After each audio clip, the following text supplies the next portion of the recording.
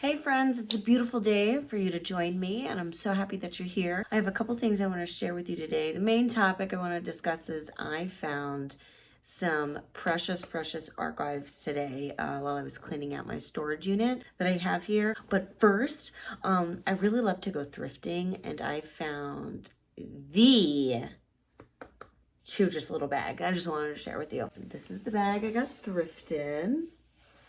There is something embroidered on it, so I guess it was somebody's initials, but I was thinking about putting some type of patch over it. You know what type of patch I would love to put over this? Like a kitty patch or something. I don't know. I gotta think about it. Or maybe just something that I could pin and not iron on. I'm afraid of the commitment, no. But it has these like little feathers that I thought were really cool. And it's a pretty decent sized little bag here. There's an inner pocket. I guess I'm mistaken. I thought there was an inner pocket. But yeah, it's kind of like just like a little sack in there. And it has a little clasp button here. Yes. So I thought that was really cute, and I wanted to share that with you. I have a lot of thrifted things, so if you'd like to see more of my thrifted stuff, let me know. This is what I found in my archives, and this is something, you know, I started pondering about is that, do bands even do this anymore? Especially they had such a strong online presence, like they were in chat rooms and everything. I just felt like they were very interactive with their fans, and I think that's what also made them so special to me. You felt heard and you felt seen and you felt really connected with the artists and their artwork, and I thought that was just incredibly, it's so special. It's still so special for me. Linkin Park had a underground, like, hold on, I'm trying to, I gotta black out my old address because I still have family that lives there. So it's the LP Underground. This is the original envelope that I received this in, and it made me so incredibly happy and so sad at the same time, but this stuff just is like filled with nostalgia. Like I still, so I still have some stuff printed out that I used to have on my wall. So when I was in middle school and high school on the family computer, I would print things out like this, and it would cause such havoc because it's like, oh, the ink, how are we low on ink? It was me. So sorry, Mom. Yeah, so this is like one of the things that like I had hung up on my wall in my room as a kid. Just Linkin Park was just a band that I like instantly connected to, and I just absolutely love their unique sound that they have. And then especially the dynamic of where you have Mr. Hahn and Chester and Mike, which they all did like their own thing. Everybody just brought themselves to the band, and I think that's what made it like absolutely unique. Getting back to the LP Underground, let me see if I have any other, like, I have other photos in here that I want to show you, but I'm going to save that last because I'm not too sure where it came from. I don't know if it was sent in with this. Yeah, I'm going to show you. Anyway, so this, sorry, I'm trying not to cry, and I know it's so silly. Ah, Chester, we miss you so much. This is the LP Underground. So what they would do is they send pretty much like little like updates here and there. But this, I saw this today and I was like, ah, because it gets even better. So this is Mike Summer at Sanitarium. So it gives you the whole blog and listing from that, which if you want me to read this, let me know down in the comments and I'll make a separate video and I will read you front to back, whatever you'd like in here, because it's just like filled. So there's this here. If you want to pause and read it, you may. I love the artwork. I was so like, I don't know, like an industrial feel to it. And growing up, I lived on a street that was full of like mechanic auto body shops and stuff like that. So it kind of like, I don't know, felt within that realm of it, I guess. I don't know. And there's Q&As with Rob, and Mr. Hahn has a blurb, sorry. A Day in the Life of Phoenix. And they talk about Mark, the videographer. Oh, what? Sorry, it's like 2 o'clock in the morning. I'm making this video. Please bear with me. But this is what it looks like inside. If you want to pause and read that in there. So you have some artwork in here too. Says Living with Crabs by Joe. Hold on, I gotta zoom in on that. Ooh. little doodles and stuff. Oh my gosh, this year. Do you know what year this is? 2003. So it has the date up here. July 13, 2003, Summer Sanitarium. 2003 year in review. Let's see. LP Underground 2.0. August 28th, LP Linkin Park. LP wins MTV Video Music Award for Best Rock Video for Mr. Han's direction in SIB or SIB. This is really cool. August 26th, New York. Members are a part of the Fuse's IMX live show featuring LP. Gives you like all the. This is so cool. There's an email address in here. I definitely gotta take the time again to read this. I might even make a video of just like reading this like front to back because it's just like so interesting. And I like how they have the writing as in like it's like their actual handwriting here. So that was really cool. Words from Chester. They have a Q&A with Brad. The LPU is a unique group of fans that has become a unique family. There are thousands of worldwide all coming together because of the common bond we have in Linkin Park and the way their music has impacted some of us and saved others. I'm not gonna cry. No. Oh my gosh, I really gotta read this. I love this, and like they put a little fan photo in there. This is great. So, and then the best part of this, wait for it. How awesome is that? It's like I want to frame it, but then I also want to be able to go back and read it. And let's see. No, it's like, I was just thinking if I was to frame this side, but one side is like inverted and the other one is not. Share that with you. I thought that was really cool. And again, if you want me to read all this, I would be more than glad to make a separate video of just reading everything. So let me know. Then another thing I wanted to share with you. Have you ever seen this before? Do you have one? I can't remember. I can't remember if this was sent part of the underground because this was so long ago. I'm going to say that it wasn't. I'm going to say that I probably maybe picked this up at a Borders Books. If you know about Borders Books or Coconuts or I believe it was Tower Records that they had. There was something similar to that. You would be able to go into this like music bookstore cafe type of thing, and they would have headphones, and you were able to listen to a few bits of the CD before you bought it. That was really cool. And we would, as kids, we would just go in there. We'd get our like coffee drinks or whatever, little snacks, and we'd walk around and look for CDs, listen to them, just hang out. It was a good time. But yeah, this Linkin Park book, like the unauthorized biography in words and pictures. So this has a lot of stuff in it, not that page though. So they have things like this. So not only is it just pictures though, but it does have some explanations for different things. And oh my gosh, look at these photos. Like, this is so special. I am so happy. I've moved so much. I've moved over about 20 times in my life, and a lot of things, a lot of my like personal, very like keepsakes type of stuff has either gone misplaced, lost, broken, taken. So to just still have like a little piece of my childhood is awesome, and it makes me so nostalgic. Like, I just, oh my gosh, how I would listen to Hybrid Theory on repeat was absolutely insane. Like, I could sing that whole album in my sleep. Oh, it looks like there's a page missing from here. Oh no. That's okay. I have a lot more pages, so one page missing is not going to be too bad about it. Ooh, chapter 1, in the beginning.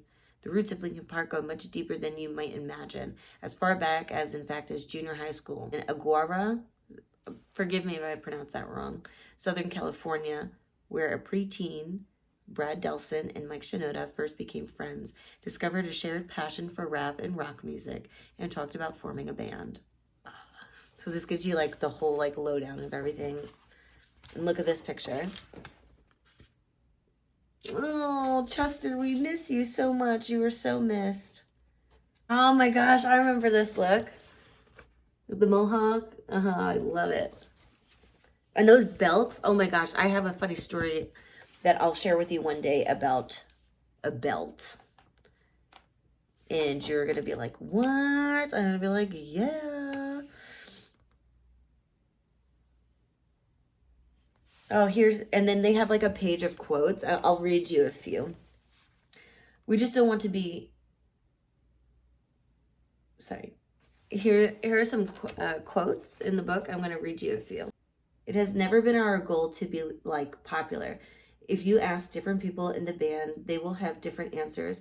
But my goal was to blend the different types of music and not to say, this is going to be hip hop part and this is going to be the rock part. We want to hear our songs and know that you're listening to Linkin Park. Well, that's for sure. I think y'all have nailed that you have a very distinctive sound. Shooting for the title of hardest working band in America. That's from Chester. We're not very photogenic. It's Brad. Let's see. This one's really tiny. We're not a bunch of goofy two-shoe. Oh.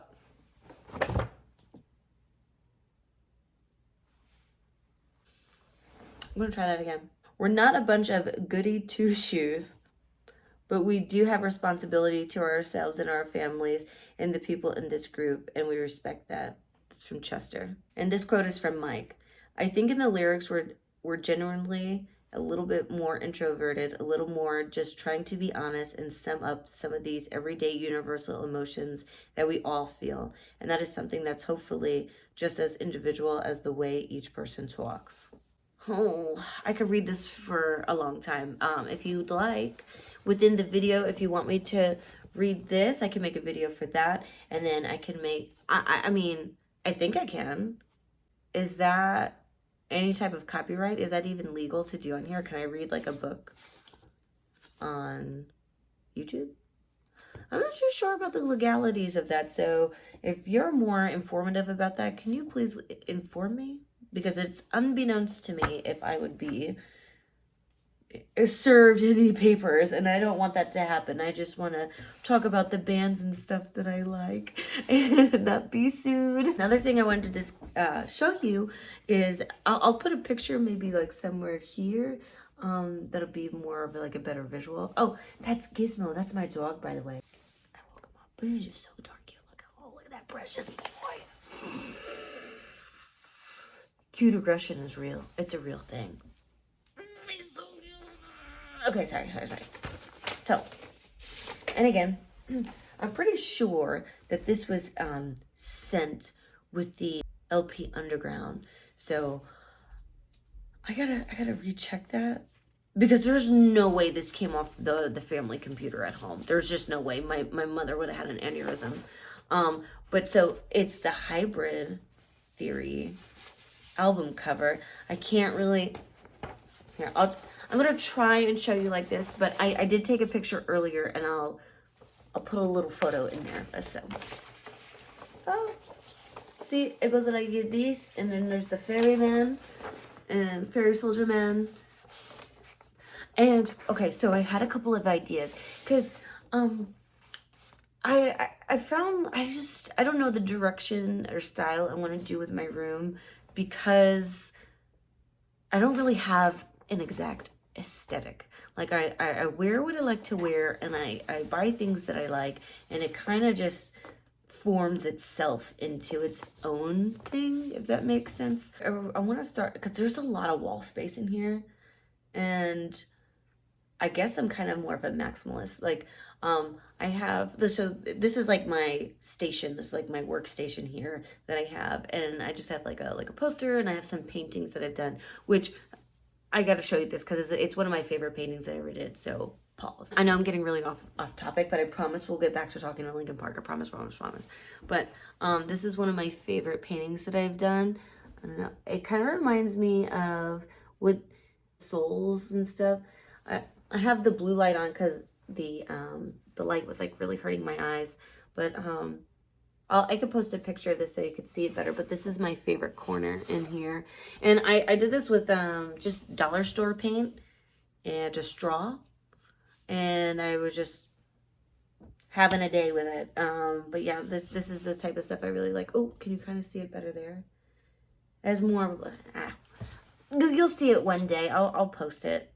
To post. I'll do something. I promise I'll do something. Oh, and there's something else I want to show you that I got. It's hanging up on my wall there, and it is from the LP Underground, and I will be back.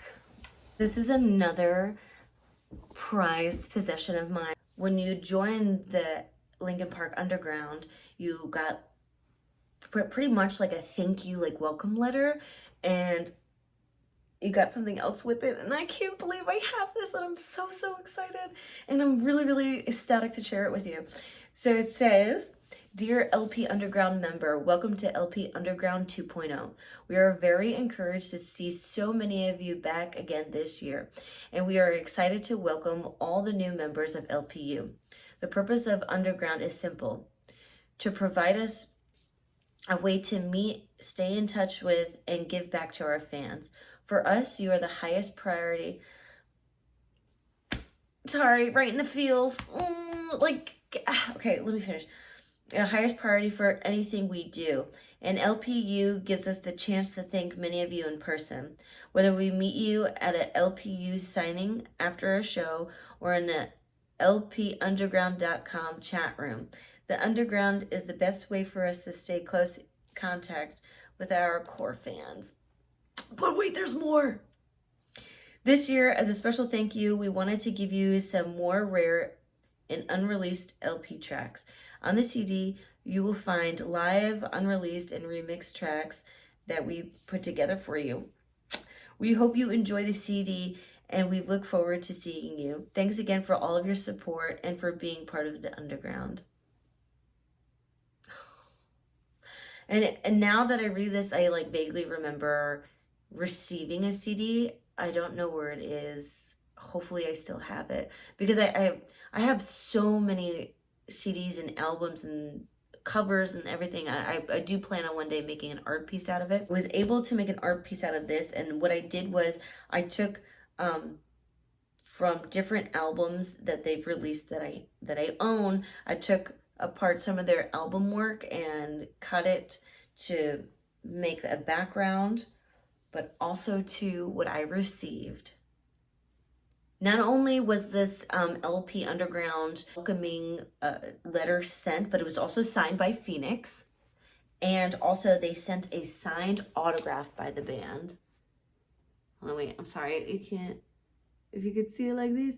I'll post a picture somewhere so you'll be able to see it. I'm sorry, it's just like if I have on a bright light, and I think if the light is off, you're not going to be able to see it. Hold on, let's test it out. Oh, you see Chino. I got my, it was like, who is that man? Hold on, stand by.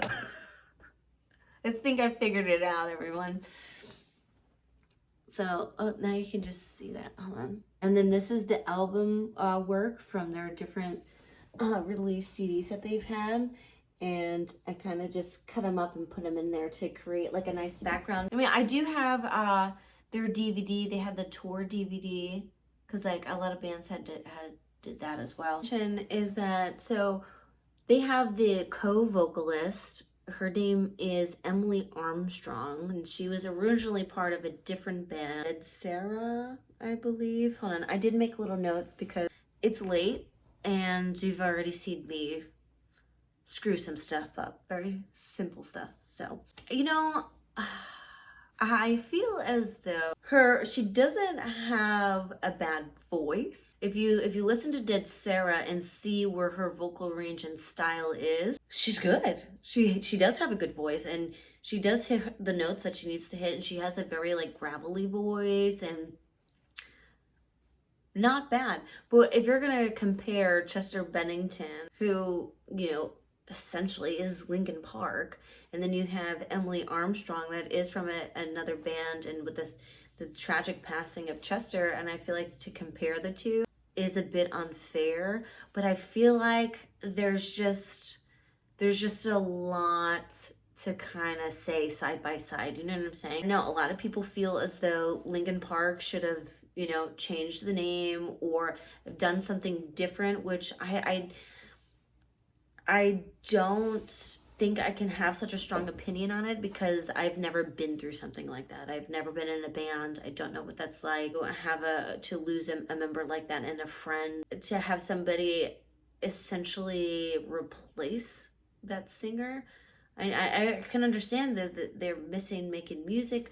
Maybe that's what they should have done. But I think also too they wanted to keep the music alive that Chester brought to everybody, millions and millions of people. But when I've seen like side by side comparisons of like the vocals of Chester in some songs and like Emily, I do feel as though watching Emily perform in some of the Linkin Park songs, I do feel like it's kind of outside of her realm and genre, because Dead Sarah is more of like, it's just that's like different within itself, and she does like more of that like folk type of music, you know, but she does have good range in her voice. I think I'm not an expert. I'm just a person that's just saying how it is. So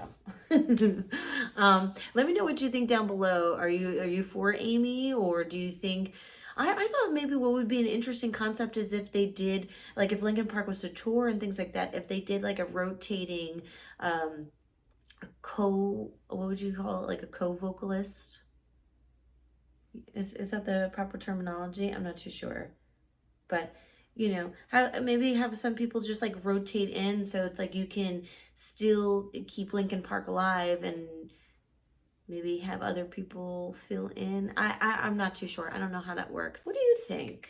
I'm interested in hear what you think. I also did hear some odd stuff. I didn't do a deep dive into it, but I also did hear that Emily was into Scientology. I don't know. And I feel like a lot of people just kept picking at her and prying and trying to find things just to say of how much of a bad singer she is or whatever. And I just think that's really unfair, to be honest, because the woman does have a great voice. Maybe there's some notes that are a little bit outside of her range and comfort. That could be, and I can see that. However, I just thought people were unnecessarily mean when she came out and singing with them, and I couldn't even imagine the weight that she was feeling on her shoulders from all that backlash. Side note, these squares, there's 4 of them. Do you think I should do, are we thinking like a black frame? Because also too, you know the black frames that do have that white inch to it? I don't know if they have a proper name, but I was thinking like something like that, but then I think the white would be too much going on here. Just like a simple like black frame. And I was thinking about putting it on that wall right there. Thinking like something like that over there. What do you think? Black frames? Or what I could do is just like leave it loosely, but I don't want to leave it loosely in case something happens to it. I'm a mom of 2. I have a 6-year-old and a 4-year-old. They're very well-mannered children and very well behaved and very respectful of my things. However, accidents happen, so that's a thing, you know. I know they would never intentionally do something, and I know I would never intentionally do something, but you know what? I spilled coffee on my patio door this morning. How'd I do it? Well, funny you ask. I had my coffee mug, and for some reason, instead of taking the hand that was free of a mug, I took the hand that had a mug and just went to the doorknob, and immediate regret. Immediate. Yeah. So, but like I said, accidents happen. For the best, put it in a frame just to play it safe. Can you see the vision? Can you see it? Oh. But yeah, I think that would look great. Thank you so much for staying, and thank you so much for listening to me yap. I am becoming a professional yapper. I want to know, what was your favorite album that they released? Which song do you feel the most related to? What do you like convey yourself with a lot? What do you connect with? And also, have you seen Linkin Park in concert? I never got to have the chance to. They are coming to Nashville. This is like really distracting me now. The whole lights. Okay, side note, how do people that wear glasses that film, how do you not get that ring light in your glasses? Because I could have sworn I got a reflection thing when I got my glasses, and I feel like that was a lie. Do you just not have a light on? Maybe the light is in a higher place. I know, it's driving me crazy. It's like, it's actually, I think it's making my headache even worse. I gotta put my glasses back on because my eyes, I feel like they're going crazy. This is just gonna have to happen. It's ending. The video is ending. I'm sorry. This is it. This is, this is it. I promise. Oh, wait.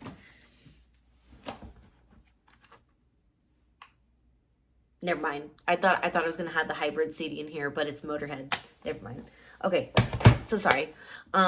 Thank you. You're wonderful. Stay hydrated. And I have some more concerts that I want to talk to you about that I've been to.